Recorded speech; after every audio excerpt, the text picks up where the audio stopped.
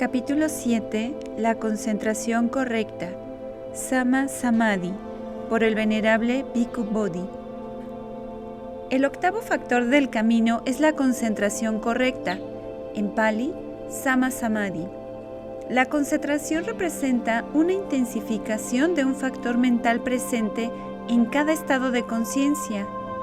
Este factor, la unidireccionalidad de la mente, Ekagata, tiene la función de unificar los otros factores mentales en la tarea de la cognición.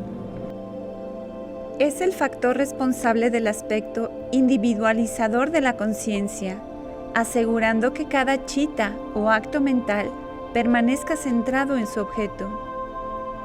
En cualquier momento dado, la mente debe ser consciente de algo, de una vista, un sonido, un olor, un gusto, un tacto o un objeto mental.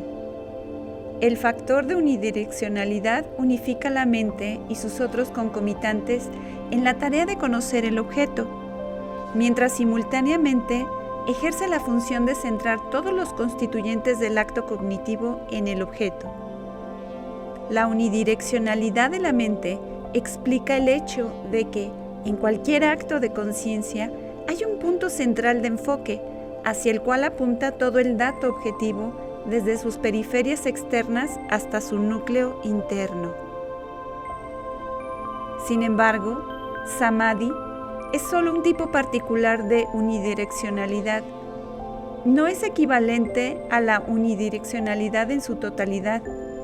Un gourmet sentado a la mesa, un asesino a punto de matar a su víctima, un soldado en el campo de batalla, todos ellos actúan con una mente concentrada, pero su concentración no puede caracterizarse como samadhi.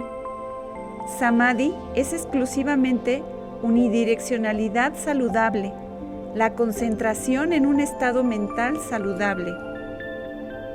Incluso entonces, su rango es aún más estrecho. No significa que todas las formas de concentración sean saludables, sino solo la concentración intensificada que resulta de un intento deliberado de elevar la mente a un nivel de conciencia más alto y más purificado.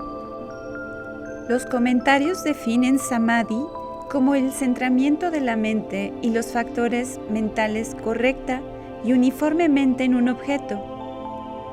Samadhi, como concentración saludable, que reúne la corriente de estados mentales ordinariamente dispersos y disipados para inducir una unificación interna.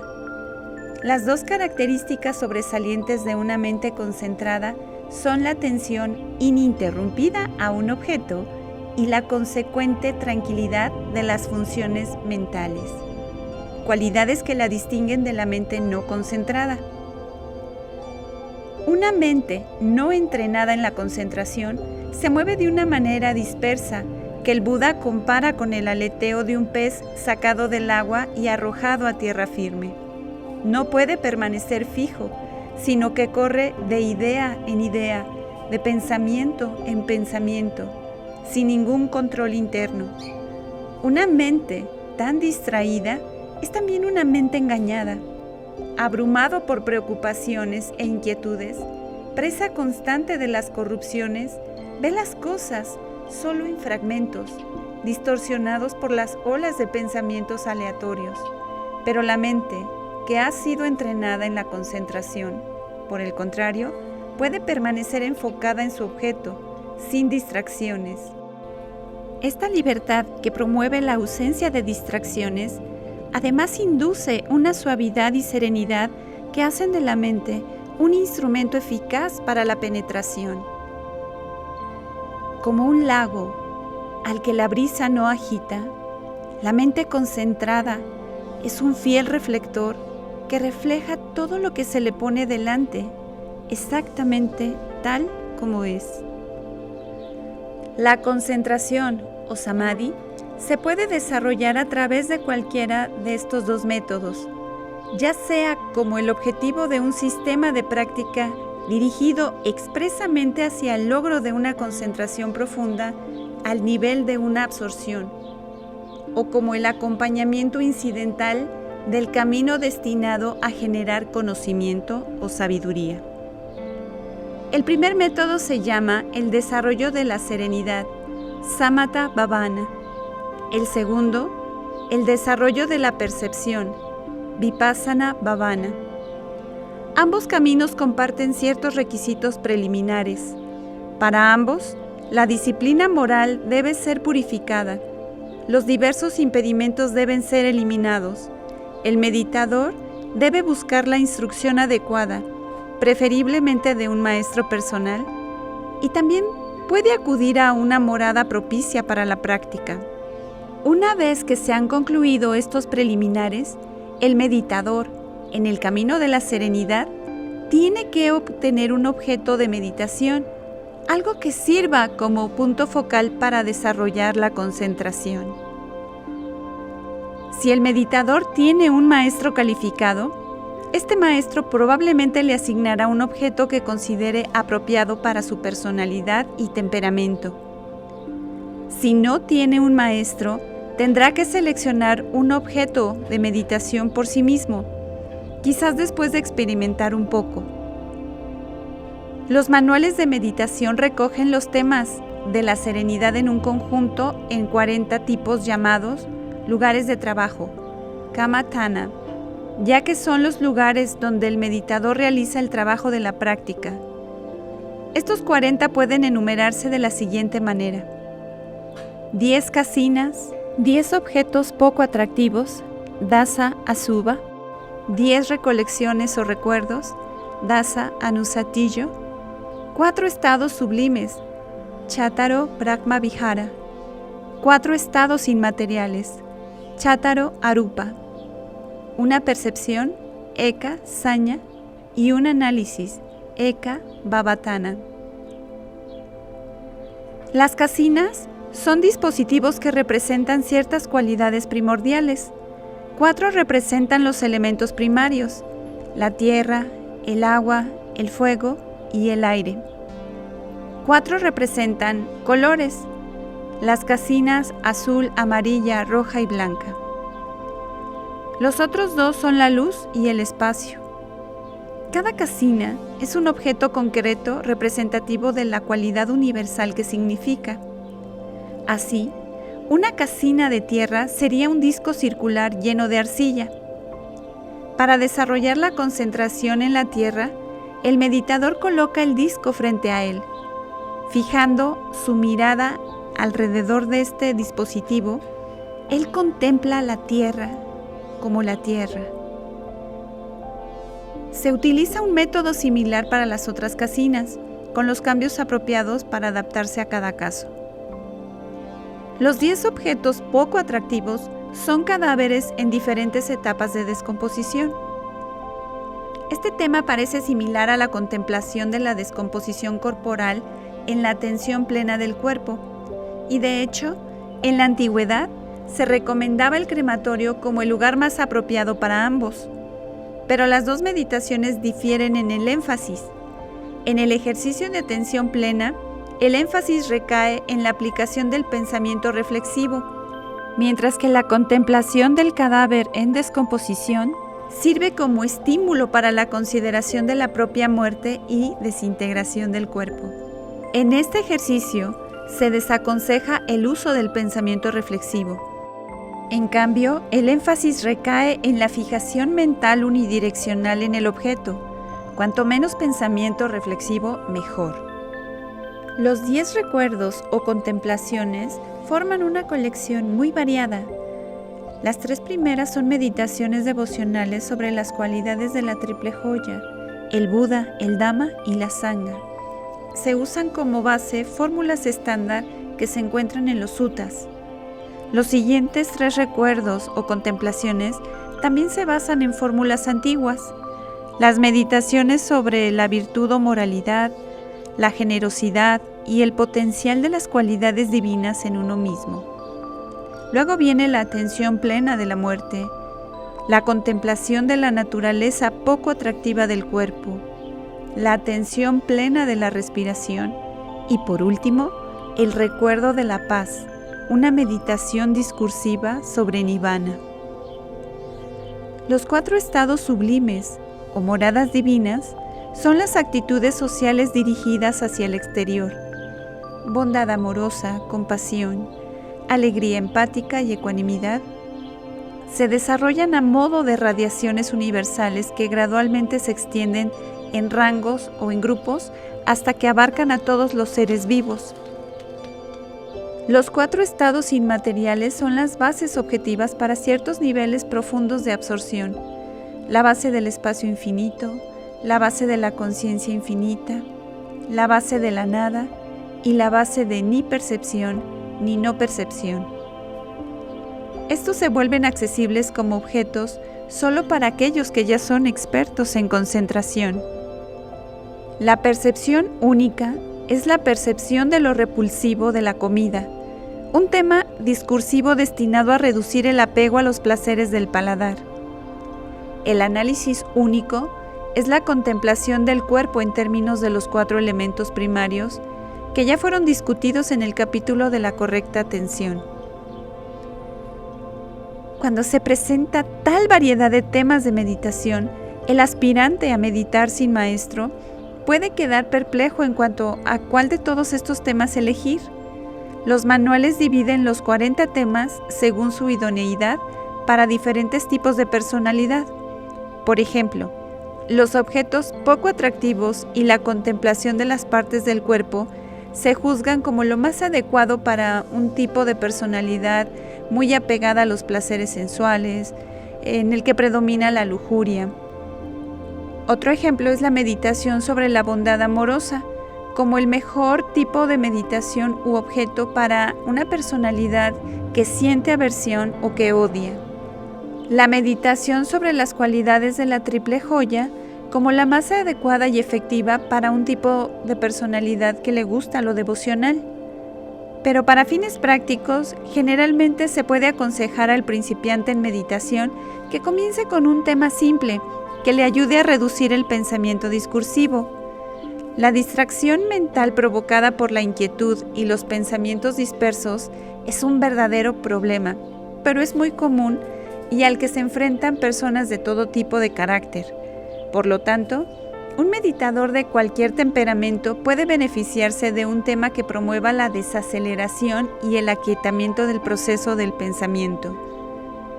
El tema, generalmente recomendado por su eficacia para despejar la mente de pensamientos erráticos, es la atención plena de la respiración, que por lo tanto puede sugerirse como el tema más adecuado para principiantes y veteranos que buscan un enfoque directo hacia la concentración profunda. Una vez que la mente se tranquiliza y los patrones de pensamiento de uno se vuelven más fáciles de notar, entonces uno puede hacer uso de otros temas para tratar los problemas especiales que surjan. La meditación sobre el amor bondadoso puede usarse para contrarrestar la ira y la mala voluntad. La atención plena del cuerpo en todas sus partes para debilitar a la lujuria sensual. El recuerdo del Buda para inspirar fe y devoción. La meditación sobre la muerte para despertar un sentido de urgencia. La capacidad de seleccionar un tema apropiado para la situación requiere habilidad, pero esta habilidad evoluciona a través de la práctica, a menudo a través de una simple experiencia previa y algo así como prueba y error. La concentración no se logra de una sola vez, sino que se desarrolla por etapas. Para permitir que nuestra exposición abarque todas estas etapas de la concentración, consideraremos el caso de un meditador que sigue todo el camino de la meditación en la serenidad de principio a fin y que hará un progreso mucho más rápido que el meditador típico. Después de recibir el tema de meditación de un maestro o seleccionarlo por su cuenta, el meditador se retira a un lugar tranquilo. Allí, asume la postura de meditación correcta, con las piernas cruzadas cómodamente. La parte superior del cuerpo debe mantenerse recta y erguida. Las manos colocadas una encima de la otra en el regazo. La cabeza se mantiene firme, la boca y los ojos cerrados, a menos que esté utilizando una cocina u otro objeto visual. el meditador permite que la respiración fluya de forma natural y regular a través de las fosas nasales. Luego, enfoca su mente en el objeto y trata de mantenerlo allí, fijo y alerta. Si la mente se desvía, entonces se da cuenta rápidamente, la atrapa y la lleva de regreso al objeto, de manera suave, pero al mismo tiempo con firmeza, repitiendo esto una y otra vez, tantas veces como sea necesario. Esta etapa inicial se llama concentración preliminar, Parikamma Samadhi, y el objeto, el signo preliminar, Parikamma Nimitta. Una vez que la emoción inicial se calma y la mente comienza a asentarse en la práctica, es probable que surjan los 5 obstáculos, burbujeando desde las profundidades. A veces aparecen como pensamientos, a veces como imágenes, otras como emociones obsesivas, oleadas de deseo, ira y resentimiento, pesadez mental, agitación y dudas. Los obstáculos representan una barrera formidable, pero con paciencia y esfuerzo sostenido se pueden superar. Para conquistarlos, el meditador tendrá que ser hábil. A veces, cuando un obstáculo en particular se vuelve fuerte, puede que tenga que dejar de lado su tema principal de meditación y tomar otro tema expresamente opuesto al obstáculo. En ocasiones tendrá que persistir en su tema principal a pesar de los baches en el camino, haciendo que su mente vuelva a él una y otra vez. A medida que continúa esforzándose por el sendero de la concentración, su esfuerzo activa 5 factores mentales que acuden en su ayuda. Estos factores están intermitentemente presentes en la conciencia ordinaria, no dirigida, pero allí carecen de un vínculo unificador y por lo tanto no desempeñan ningún papel especial. Sin embargo, cuando son activados por el trabajo de la meditación, estos 5 factores adquieren poder, se vinculan entre sí y dirigen a la mente hacia el samadhi, el cual gobernarán con los factores yánicos. Estos factores son, en su orden habitual, la aplicación inicial de la mente, vitakka, la aplicación sostenida de la mente, vichara, éxtasis, piti, felicidad o confort, sukha, y unidireccionalidad de la mente, ekaggata. La aplicación inicial de la mente hace el trabajo de dirigirla hacia su objeto. Toma la mente, la levanta y la conduce hacia el objeto de la misma manera que uno clava un clavo en un bloque de madera. Esta aplicación sostenida de la mente la ancla en el objeto, manteniéndola allí a través de su función de examinación. Para aclarar la diferencia entre estos 2 factores, la aplicación inicial se compara con el sonido de una campana y la aplicación sostenida con las reverberaciones de la misma. El éxtasis, el tercer factor, es el deleite y la alegría que acompañan a un interés favorable en el objeto, mientras que la felicidad, el cuarto factor, es la sensación placentera que acompaña la concentración exitosa. Dado que el éxtasis y la felicidad comparten cualidades similares, tienden a confundirse entre sí, pero no son idénticos. La diferencia entre ellos se ilustra comparando al éxtasis con la alegría de un cansado viajero del desierto que ve un oasis a la distancia. La felicidad con su placer cuando bebe del estanque y descansa bajo la sombra. El quinto y último factor de absorción es la concentración, ekaggata, que tiene la función central de unificar la mente en su objeto. Cuando se desarrolla la concentración, estos 5 factores surgen y contrarrestan a los 5 obstáculos. Cada factor de absorción se opone a un obstáculo en particular. La aplicación inicial de la mente, a través de su trabajo de elevarla hacia el objeto, contrarresta el embotamiento y la somnolencia. La aplicación sostenida, al anclar a la mente en el objeto, aleja la duda. El éxtasis excluye la mala voluntad. La felicidad excluye a la inquietud y la preocupación. y la concentración contrarresta al deseo sensual, el incentivo más atractivo para la distracción. Así, con el fortalecimiento de los factores de absorción, los obstáculos se desvanecen y desaparecen. Todavía no han sido erradicados, hay que aclarar. La erradicación solo puede efectuarse mediante la sabiduría, que es la tercera división del camino, paña. Pero digamos que estos obstáculos han sido reducidos a un estado de quietud en el que no pueden interrumpir el movimiento de concentración de la mente hacia su objeto. Al mismo tiempo que los obstáculos están siendo vencidos internamente por los factores yánicos, en el lado del objeto también están ocurriendo ciertos cambios. El objeto original de concentración, el signo preliminar, es un objeto físico burdo, como en el caso de una casina, es un disco que representa al elemento o color elegido. En el caso de la atención plena de la respiración, la sensación táctil de la respiración. Pero con el fortalecimiento de la concentración, el objeto inicial da lugar a otro objeto llamado el signo de aprendizaje, Ugaja Nimitta. Por ejemplo, para una casina, esta será una imagen mental del disco visto tan claramente en la mente como lo era el objeto original con los ojos. Para la respiración, será una imagen refleja surgida de la sensación táctil de las corrientes de aire que se mueven alrededor de las fosas nasales. Cuando aparece la señal o signo de aprendizaje, el meditador deja de lado el signo o la señal preliminar y fija su atención en el nuevo objeto. A su debido tiempo, otro objeto surgirá del signo del aprendizaje. Este objeto, llamado signo de contraparte, en Pali Patibhaga Nimitta, es una imagen mental purificada, muchas veces más brillante y clara que el signo de aprendizaje. Este signo de aprendizaje se compara con la luna vista detrás de una nube, mientras que el signo de contraparte equivale a una luna liberada de esa nube.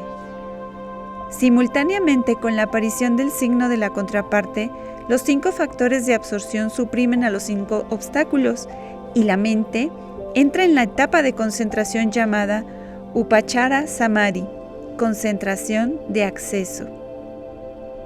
Aquí, la mente se ha acercado al vecindario de la absorción, pero aún se necesita más trabajo para que se sumerja completamente en su objeto, la marca definitoria de la absorción. Con más práctica, los factores de concentración ganan fuerza y llevan a la mente a la absorción, Apana Samadhi. Al igual que la concentración de acceso, la absorción toma como objeto el signo de la contraparte. Las 2 etapas de concentración no se diferencian ni por la ausencia de los obstáculos ni por el signo de contrapartida como objeto. Estos son comunes a ambos. Lo que los difiere es la fuerza de los factores yánicos. En la concentración de acceso, los factores yánicos están presentes pero carecen de fuerza y firmeza. Así, la mente en esta etapa se compara con un niño que acaba de aprender a caminar. Da unos pasos, se cae, se levanta, camina un poco más y vuelve a caer. Pero la mente en absorción es como un hombre que quiere caminar. Simplemente se levanta y camina hacia adelante sin dudarlo. La concentración en la etapa de absorción se divide en 8 niveles. Cada uno está marcado por una mayor profundidad, pureza y sutileza que su predecesor. Los primeros 4 forman un conjunto llamado los 4 yanas, una palabra que es mejor dejar sin traducir por la falta de un equivalente adecuado, aunque puede traducirse vagamente como absorción meditativa. Los segundos 4 también forman un conjunto, los 4 estados inmateriales, los Arupayana. Así los 8 deben alcanzarse en orden progresivo y el logro de cualquier nivel posterior depende del dominio del nivel que le precede. Los 4 yanas conforman la definición textual habitual de concentración correcta. Por eso el Buda dice, ¿y qué es, monjes, la correcta concentración? Aquí, apartado de los placeres de los sentidos, apartado de los estados nocivos, Un monje entra y mora en el primer yana, que va acompañado de una aplicación inicial y sostenida de la mente, lleno de éxtasis y felicidad nacidos de la reclusión. Luego, con el apaciguamiento de la aplicación inicial y sostenida de la mente, al ganar confianza interior y unificación mental, entra y mora en el segundo yana, que está libre de la aplicación inicial y sostenida, pero está lleno de éxtasis y felicidad nacidos de la concentración. Con el desvanecimiento del éxtasis, mora en ecuanimidad, atento y claramente comprensivo. Experimenta en su propia persona esa dicha de la que los nobles dicen: felizmente vive aquel que es ecuánime y consciente. Así, el monje entra y mora en el tercer yana. Con el abandono del placer y el dolor, y con la desaparición previa de la alegría, entra y mora en el cuarto yana, que no tiene ni placer ni dolor, solo pureza de atención debido a la ecuanimidad. Monjes, esto es la concentración correcta.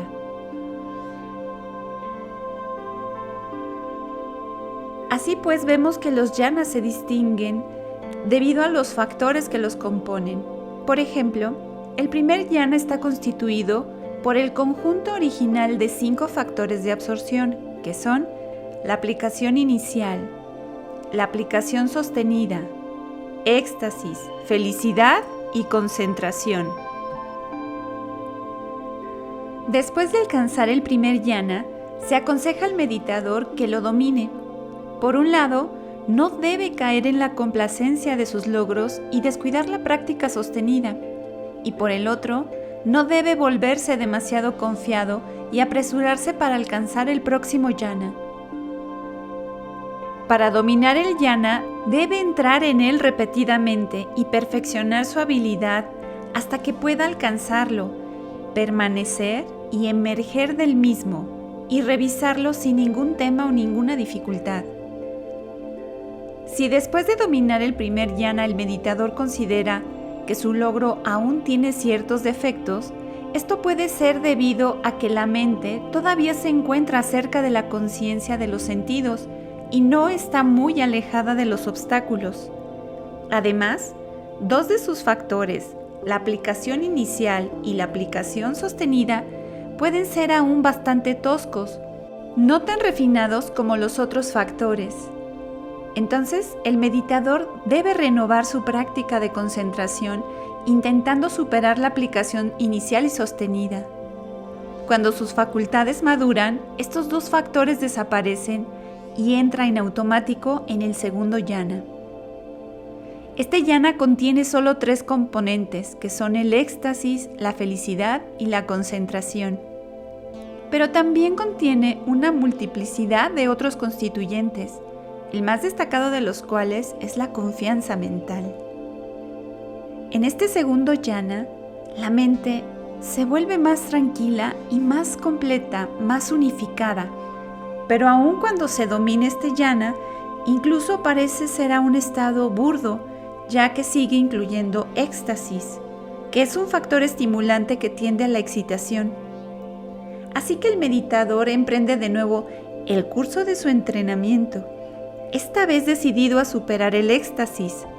Cuando éste se desvanece, en automático entra en el tercer yana, en donde solo hay 2 factores de absorción, que son la felicidad y la concentración, mientras que otros estados auxiliares adquieren ascendencia, en particular la atención plena, la comprensión clara y la ecuanimidad.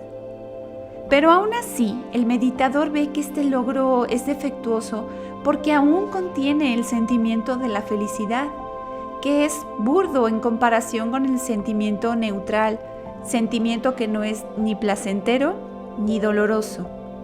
Por lo tanto, el meditador se esfuerza por ir más allá, incluso de la felicidad sublime del tercer yana.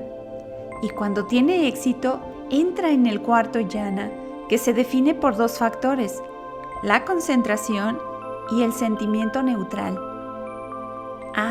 pero su atención plena está muy pura, muy refinada, debido al alto nivel de ecuanimidad que presenta en este estado.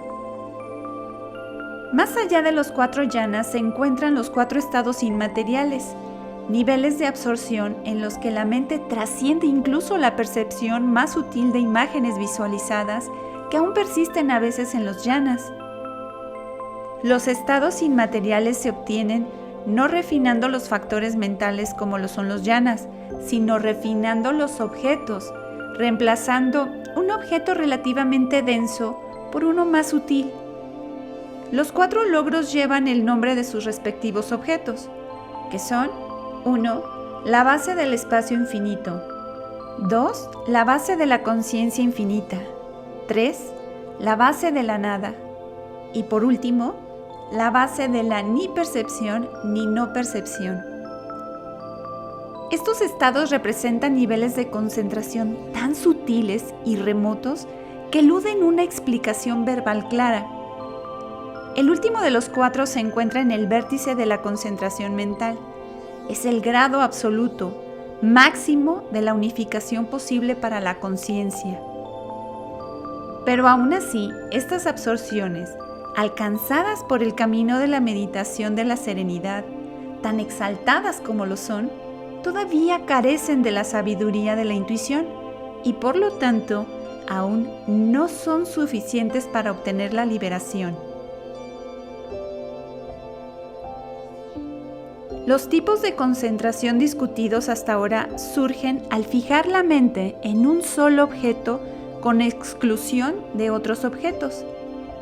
Pero aparte de estos, hay otro tipo de concentración que no depende de la restricción del alcance de la conciencia. Esto se llama concentración momentánea, en Pali, Khanika Samadhi. Para desarrollar la concentración momentánea, el meditador no intenta deliberadamente excluir la multiplicidad de fenómenos de su campo de atención. En cambio, simplemente dirige su atención a los estados cambiantes de la mente y del cuerpo, observando cualquier fenómeno que se presente. La tarea aquí es mantener una conciencia continua de cualquier cosa que entre en su rango de percepción, aferrándose a nada. A medida que continúa con su anotación, la concentración se vuelve más fuerte momento tras momento hasta que se establece unidireccionalmente en la corriente de eventos en constante cambio.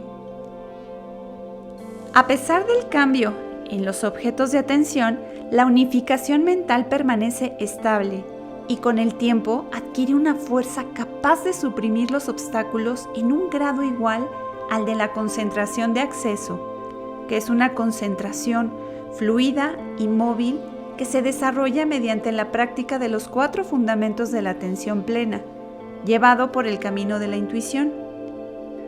Cuando es lo suficientemente fuerte, da como resultado el avance hacia la última etapa del camino, hacia el surgimiento de la sabiduría.